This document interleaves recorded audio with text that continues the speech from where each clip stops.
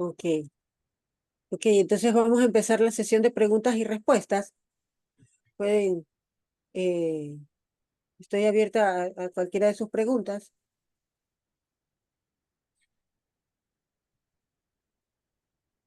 Veamos el chat.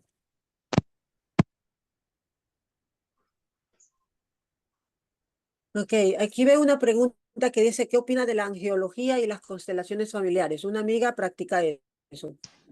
Bien, la angiología a mí nunca me llamó la atención porque yo lo veía demasiado católico, ¿no? Católico, pero en realidad, eh, por cierto tiempo, en este libro que les dije de la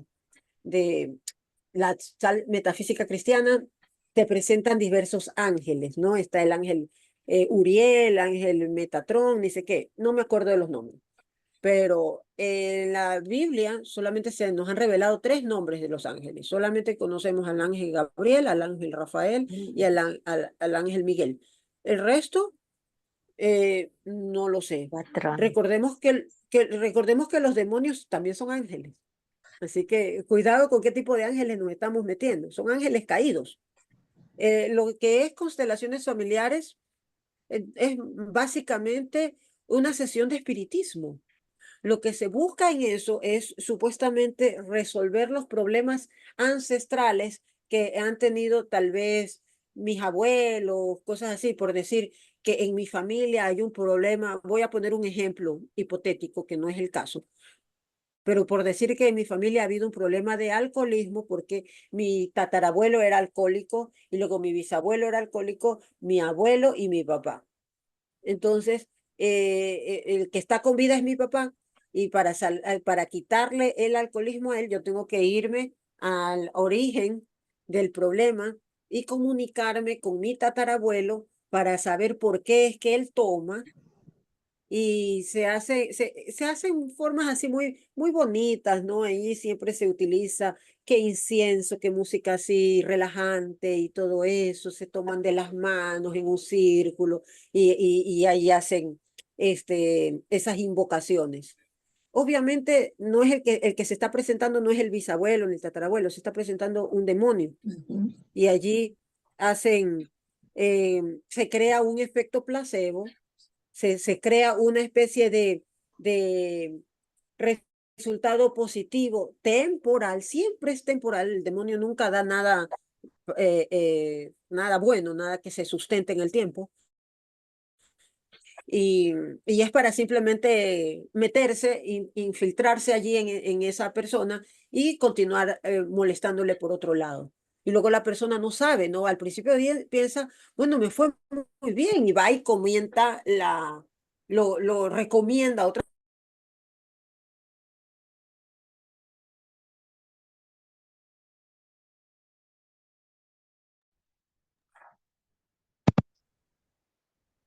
Manda, por favor. Prendan. Después la voz. Allí se Por escucha. favor, Ya. el que tenga prendido el Ahí sí. micrófono, apague, que está viendo un eco. ¿Sí se escuchó lo que dije o no? Repito todo. Todo- Lo final no. No sé hasta dónde se habrá escuchado, pero eh, voy a tratar de resumirlo. En la constelación, hasta efecto placebo, sí, allá.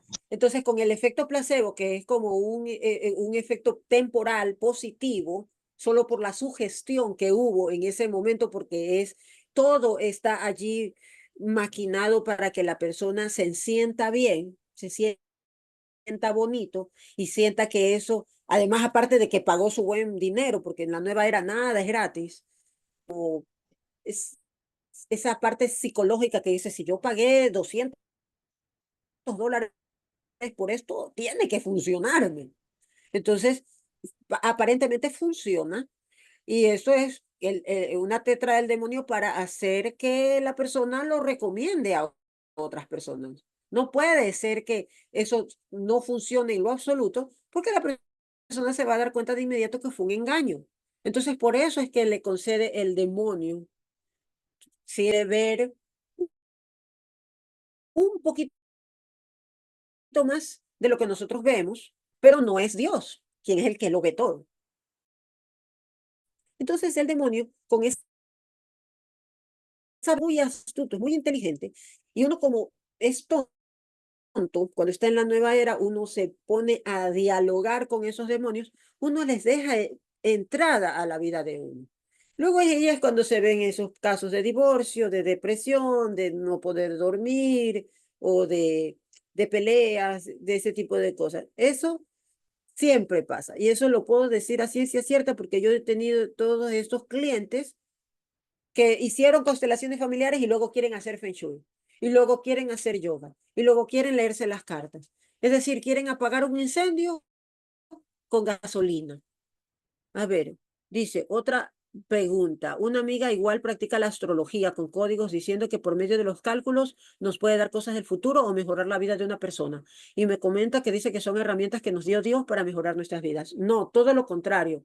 Dios condena el leer en los astros el futuro, porque esa era una práctica de los babilonios. Y sabemos que Babilonia era una tierra pagana que el Señor siempre les decía a su pueblo, no practiquen las cosas de Babilonia.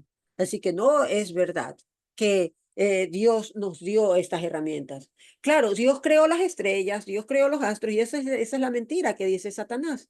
No, si está allí, lo dio para nosotros. Las estrellas, todo, nosotros solo tenemos que interpretar los signos.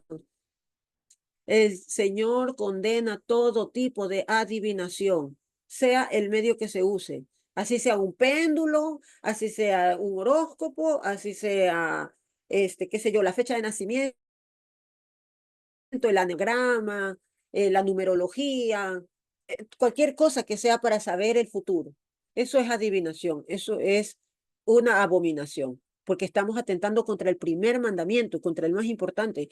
Quien haya caído en cualquiera de estas prácticas, quien haya acudido a una bruja, a algún curandero o algún chamán, vaya a confesarse. Es que se los ruego, vayan a confesarse, porque el demonio se va metiendo poco a poco y se va infiltrando. Después no sabe por qué, tiene problemas, le ataca en lo material, en la parte económica, en la salud, y no sabe por qué, porque tal vez tenga un demonio allí. Tiene que hacer, tiene que hacer una confesión que es una especie de exorcismo, en realidad. Cuando uno se confiesa, uno se saca esos demonios. No sé si hay alguna otra pregunta. Hermana, ¿cómo se le podría decir a muchas personas que piensan que el horóscopo es como un pasatiempo, ¿verdad? Y no sabe en lo que se está metiendo. ¿Cómo podríamos evangelizar de esa forma? Lo que pasa es que el horóscopo se ha extendido tanto por los medios sociales, las revistas, salen los periódicos, entonces parece que es algo totalmente inofensivo y no nos damos cuenta de que poco a poco le estamos prestando más atención. Y entonces yo veo, a ver, yo soy signo X, voy a ver, me dice, hoy tendrás un día muy bueno. Eso es algo que es completamente general, que le puede calzar a cualquier persona. Y poco a poco el problema es que uno se va desviando de lo que realmente debe ser nuestra orientación, que es el Espíritu Santo. Al escuchar a estos consejos de los horóscopos o de las cartas, de cualquier cosa, que uno diga, no, yo lo hago solo por entretenimiento, en realidad yo no creo en eso. Sin darte cuenta, estás diluyendo tu fe, estás mezclando cosas. El Señor nos dice en las Escrituras, nadie puede beber de las copas de Dios y de los demonios al mismo tiempo. Nadie puede servir a dos señores, porque si sirves a uno, empezarás a detestar al otro. Y eso es lo que pasa. Que yo empecé leyendo el horóscopo de la manera más inocente, yo decía, uy, qué fascinante, mira, las personas que son de signo de fuego son apasionadas y cosas, tonterías. ¿Y qué pasa? Que poco a poco empecé a alejarme de todo lo que era la fe, mi fe católica que había sido tan bonita y tan bonita puesta esa fe, esa semilla en mí, yo la empecé a despreciar por meterme con un horóscopo así. Tengan mucho cuidado con sus hijos, con lo que ven, con lo que leen. No es un juego, no es algo inocente. Decir, ay, bueno, ¿qué signo eres? eso no te debería importar, porque al meterte en eso, poco a poco empiezas a desviarte. Es como una droga de ingreso, como dicen, ¿no? Que uno empieza con una droga suave, ay, sí, la marihuana no hace nada. Y luego buscas más emociones, quieres algo más intenso y empiezas a caer, qué sé yo, ahora caes en ayahuasca, caes en otras cosas. Cuidado. Estas pláticas se quedaron grabadas para mandarlos a los amigos. Sí, me encantaría saber eso. Me dijeron que sí se iban a quedar grabadas, así que Sí, sí, sí quedan grabadas para un par de días que se editan y se les envían los grupos, pero también esperamos que pregunten en vivo, ¿no? Por eso está el hermano sí, ahorita claro, mismo. pregúntenme, Hermano, pregúntenme en este momento pregunten en vivo ahorita alguna duda que tengan, adelante, alguna pregunta. Bueno, voy a preguntar yo, Adelante. ¿qué tiempo le duró a usted para renovar toda esa, ese amor hacia Dios? verás, esto fue, yo pienso que el punto de quiebre para mí fue la pandemia, porque en la pandemia, en el año 2019, antes de que ocurra todo lo que ya sabemos que pasó, yo hice Ujú. un ritual para ver todos los signos que le iba a pasar. Y Bueno, para todos los signos habían aperturas, se abren los caminos, vamos a tener muchos viajes. ¿Y qué pasó? Ya sabemos lo que pasó. Entonces claro, me dio mucha rabia y yo dije, esto es mentira. Esto es mentira. Y yo dejé de sacarme las cartas para mí mismo. Pero para esa época que estábamos encerrados y se necesitaba la plata, yo seguía leyéndole las cartas a las personas que me escribían yo les leía por WhatsApp. Me pagaban por PayPal o por transferencia bancaria y yo les seguía leyendo. Pero ¿qué pasa? Que yo ya no me las leía para mí mismo.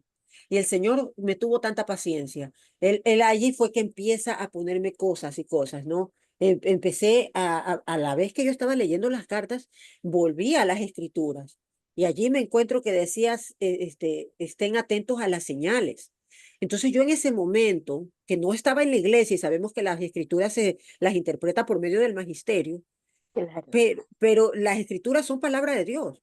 Entonces decía, estén atentos a las señales. Yo decía, esto es una señal, esto es algo inédito, esto nunca había pasado. Entonces empecé a dejar paulatinamente eso y allí cuando ya se abrió las fronteras, nos salió la visa, me vine para acá a los Estados Unidos en abril, en el mes de noviembre. Fue esa revelación que yo tuve. Durante todo ese proceso de abril a noviembre, todas estas cosas que les digo me empezaron a llevar, a llegar a mí. Y eso me fue como, porque al contrario de lo que dicen las personas que sí, que en los Estados Unidos la gente es, es muy fría, materialista, no, aquí hay mucha fe, sobre todo aquí en el estado de California, hay mucha fe, hay mucha Virgen de Guadalupe, hay mucho católico, muchas iglesias. Y eso me llamó muchísimo la atención, y entonces como que un fervor se fue naciendo nuevamente en mí. Y el hecho de yo ver a mi Señor, pero yo había sido anticatólica. Yo odiaba la iglesia católica, yo odiaba al Papa, odiaba todo lo que se relacionaba con la iglesia. Y había que restaurar todo eso. El Señor tuvo paciencia conmigo. Yo decía, no, ¿y ahora yo qué hago? Yo ya lo vi, el Señor es real, pero yo no puedo volver a una iglesia, porque yo insulté esa iglesia. Yo no tengo cara de ir a pisar una iglesia. ¿Cómo hago? Pero el Señor me fue dando esto. Por providencia divina me llega esta consagración al corazón de Jesús por medio de María. Y lo hice. Y la primera vez que fui a una misa fue virtual, porque yo no me atrevía a pisar una iglesia. Fui luego en agosto a la iglesia y para mí fue muy doloroso ver a toda la gente comulgar y yo no podía. Y, y el de agosto, ¿cuándo creí que me fui a confesar? Recién en Semana Santa del año siguiente, en el año 2022. O sea, estamos hablando de hace poco tiempo que pasó Es todo esto muy para mí. Y poco tiempo. muy poco tiempo. Y el cambio es como que de la tierra al cielo. Es decir, esa impaciencia, esa histeria que yo tenía constante, esa grosería, porque yo era de ser grosera, iracunda. Eso Eso ha quedado en el pasado. No digo que ya soy santa, de ninguna manera, ni que mis problemas se han acabado, yo todavía los tengo. El asunto es la forma como reacciono, que yo misma me desconozco. Y ahí es que yo digo, Señor Jesucristo, bendito seas, ¿cómo pudiste cambiarme tanto desde dentro hacia afuera? Este fervor que yo tengo es algo que me sale de los poros y no puedo más. Yo tengo que gritar, tengo que decirles a la gente, vuélquense a Jesucristo, Él es real, Él existe, Él cambia. Hasta la persona más perdida como lo era yo, la cambia. Exacto. Sí, él es real y Él escucha las oraciones. Es que hay que seguir orando, hermanos. Oremos que la oración de los justos es escuchada. Mi madre muy buena, ella nunca se cansó de orar por mí y el Señor obviamente que la escuchó. Yo tuve que pasar todo este proceso largo de salir del paganismo, caer en ateísmo, reincidir en el paganismo, hasta que viene la pandemia y me abre los ojos. Así más o menos fue. Qué No sé si hay... hermosura, ¿verdad? Qué Gracias, belleza. Rosita. Ya, Gracias, Rosita. gracias también. Muchas gracias. No, gracias, gloria a Dios, gloria a Dios. Yo simplemente soy una sierva inútil del Señor, que Él Un rescató instrumento. por mera misericordia. Él simplemente tuvo misericordia de mí, porque yo ya As- estaba así de llegar al infierno. Así nos hace Dios. Y si sabe que él se apiada de las más paganos que hay cuando nos ayuda Él, nos levanta con qué fuerza y belleza y nos alza de donde estamos. Ujú. Sí, Así sí, de las es. almas fuertes. ¿Alguna otra pregunta, mis hermanos? Aprovechemos Algo que... preguntaban de la Santa Muerte, hermana, sobre Uy, esta que se está expandiendo. oh, sí, sí, sí, aquí veo qué opina la gente que está metida en la mal llamada Santa Muerte. La Santa Muerte es un demonio. Recordemos que los demonios se visten de ángel de luz. De santa no tiene nada.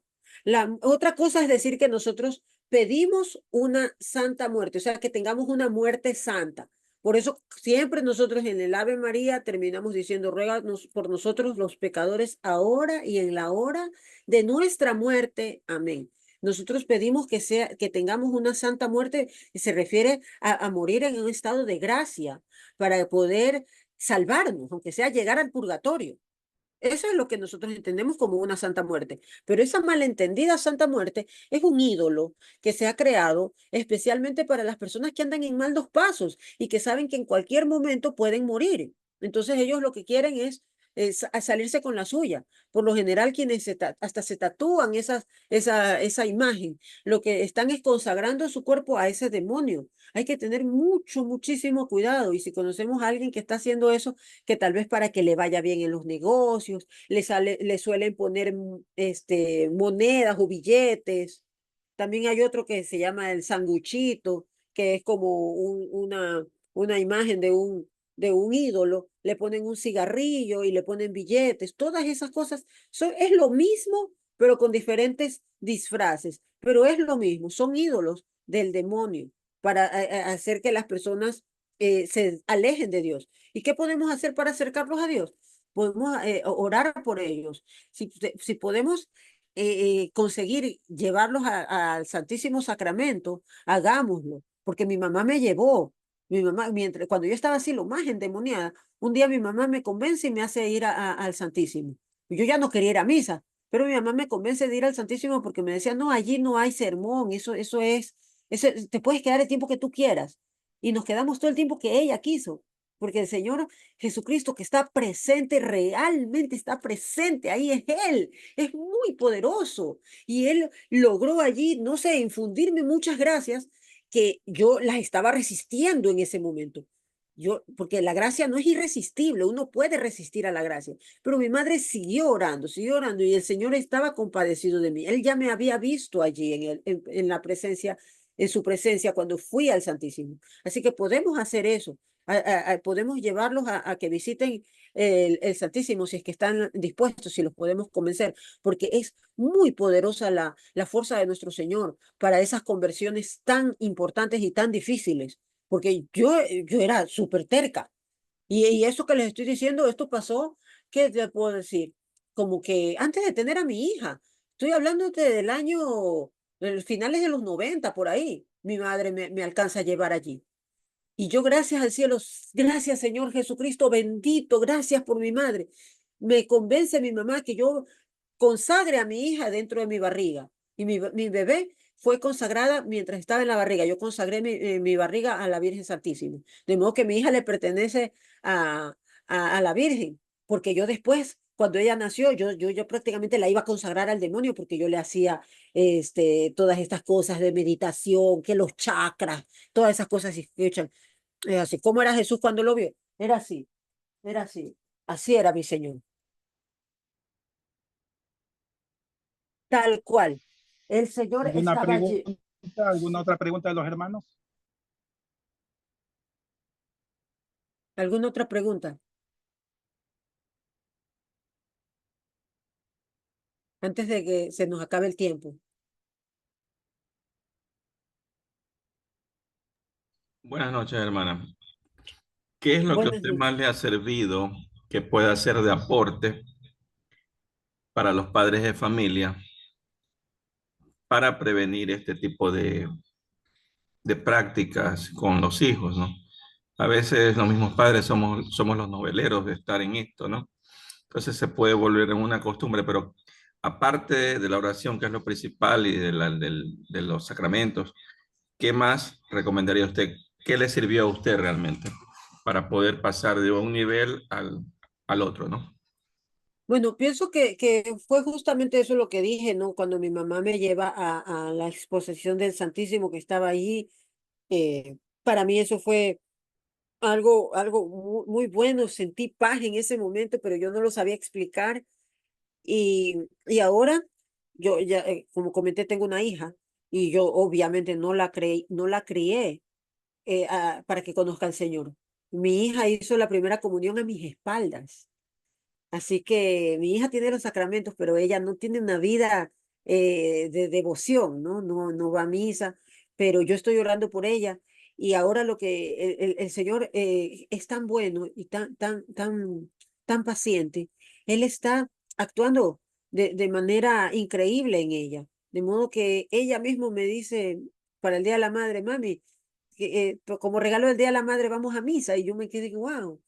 Entonces, el Señor permite que a veces pasen estas cosas, ¿no? Que uno caiga, y uno tropiece y que uno se pierda, porque Él sí tiene un plan para nosotros y Él tal vez lo que quería era brillar en toda su gloria dentro de toda esa iniquidad que yo hice, ver cómo Él puede salvar a un alma que está tan extraviada como fue mi caso y que hice muchas cosas malas y que desvía a muchas personas, incluso hacía dinero con eso, yo renuncié a todo eso.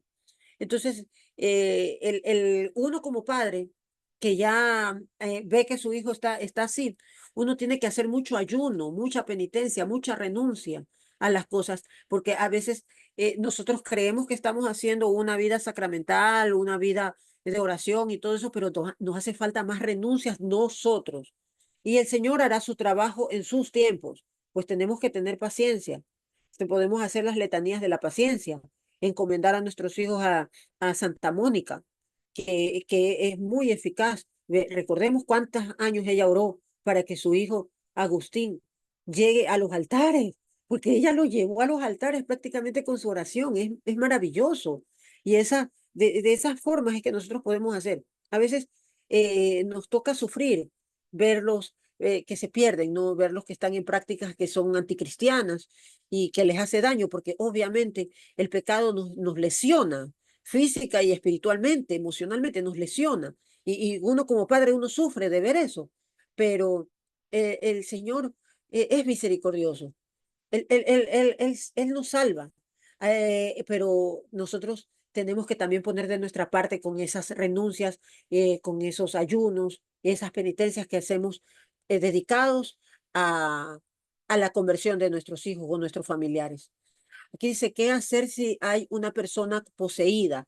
Bueno, lo primero es hacerla, llevarla a hacer la confesión y buscar algún sacerdote que sea exorcista, porque no todo sacerdote es exorcista.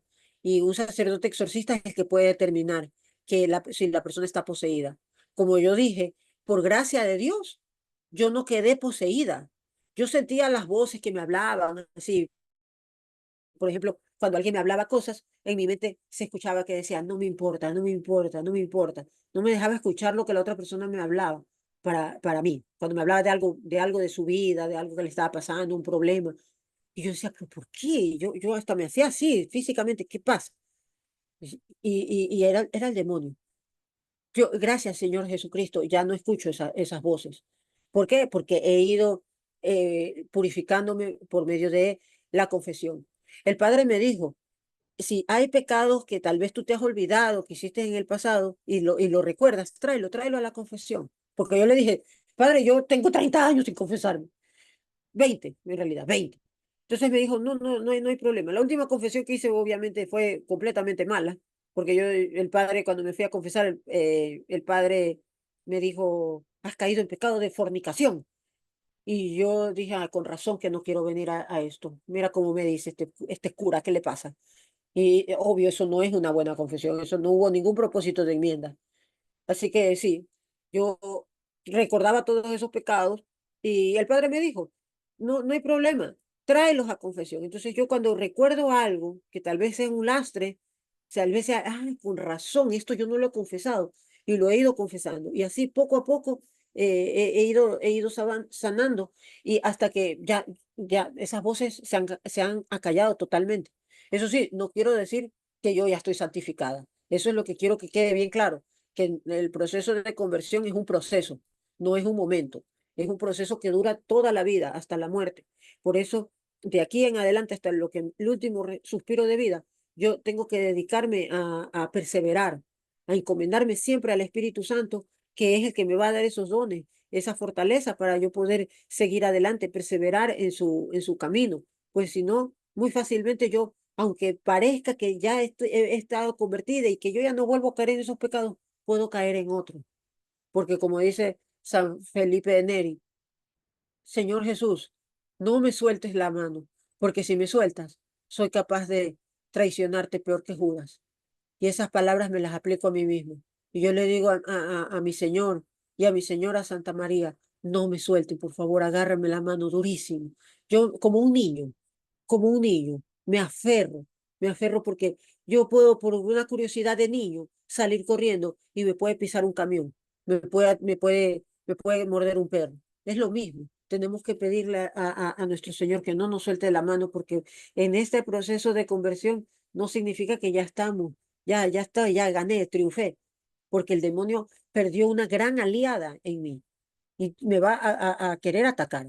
Yo no se lo puedo permitir. Por eso, no diálogos con el demonio, no tentar la oscuridad y mantenerme en la luz de Cristo, en la oración, en hacer ayuno, vivir la cuaresma. Es una época muy buena para la conversión, para renovar esa conversión. Ese momento de cuaresma es muy bueno en hacer un ayuno estricto, una renuncia a algo que a uno nos gusta mucho, es renunciar a eso. El Señor ve con agrado esos sacrificios y reconciliarse con las personas que uno tenga problemas. Alguien que yo sé que yo le caigo mal, orar por esa persona, porque allí es que el Señor acepta esos sacrificios. Porque si yo guardo un rencor con alguien, el Señor va a rechazar mis sacrificios. Recordemos que el Señor rechaza a los soberbios, pero a los humildes los recibe con los brazos abiertos. De modo que eso también es muy importante, que practiquemos la humildad, porque si no, si nosotros ya nos creemos, ay, yo ya me convertí, eso es soberbia también, y también es pecado. Cuidado.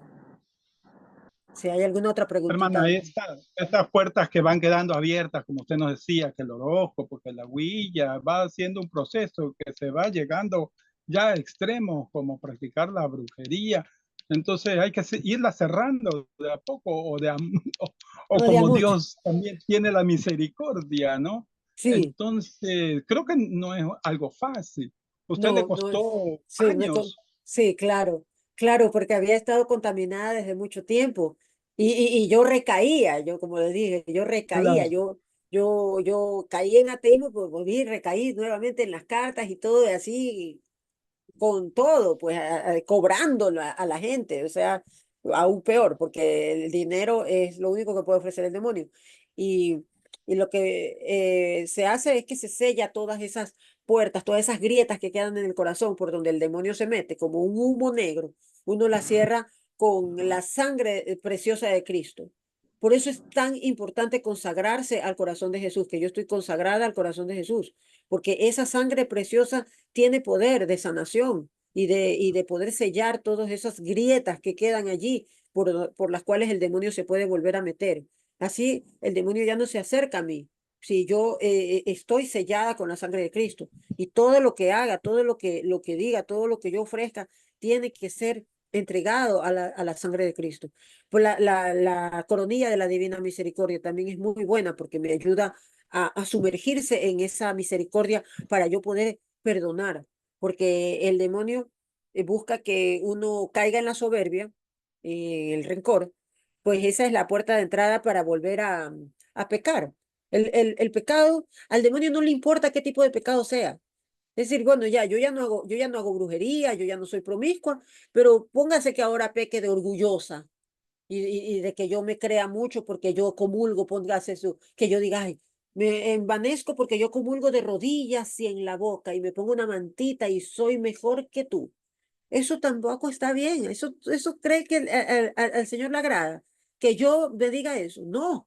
Yo tengo que siempre recordar que las demás personas son mejores que yo soy una recién convertida, que yo tengo que tener misericordia de los demás, de que entender sus procesos, tener empatía con sus procesos, porque yo fui perdonada por pecados muy fuertes y tal vez estoy mirando en otro un pecado mucho menor y asombrándome del pecado ajeno. Eso también está mal. O sea, no caer ahora en otro tipo de pecado. Igual, el pecado es pecado, como me dijo mi director espiritual, lo cual es otro consejo que también les recomiendo, que busquen un director espiritual, el cual es una persona externa a uno para que le hable, porque recuerden, si una persona estuvo poseída y escuchaba voces en su cabeza, tiene dificultades para el discernimiento y necesita de una voz externa, la voz del confesor, la voz del director espiritual.